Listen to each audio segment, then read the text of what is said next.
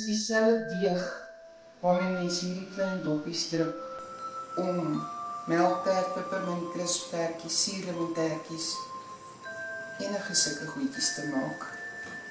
Wat jy nodig het, is 250 gram bak margarine, 1 koppie suiker, 3 eiers, 4 koppies koekmeel, 1 teelepel bakpoeier en 'n knippie sout.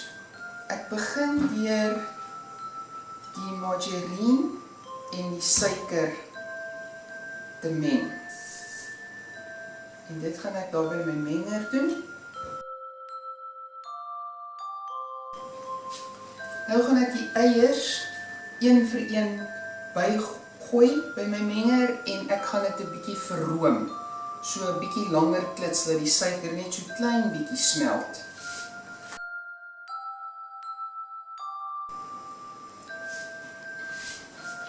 Nou sif ek die meel bo-op met die bakpoeier en die knippie sout.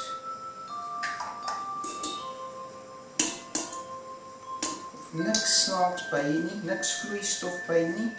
Die margarine en die eiers is genoeg om die deeg te maak. Nou gaan ek dit weer meng met die menger. Hou 'n ekstra bakkie meel byderhand.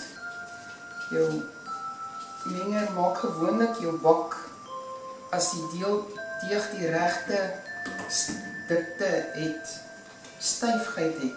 Maak jou menger gewoonlik die rande van die bak skoon.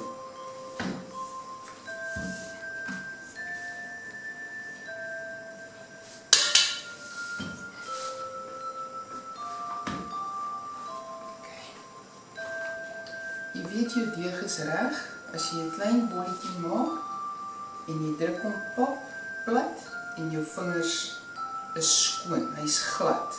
Dan weet jy die dikte van jou deeg is reg.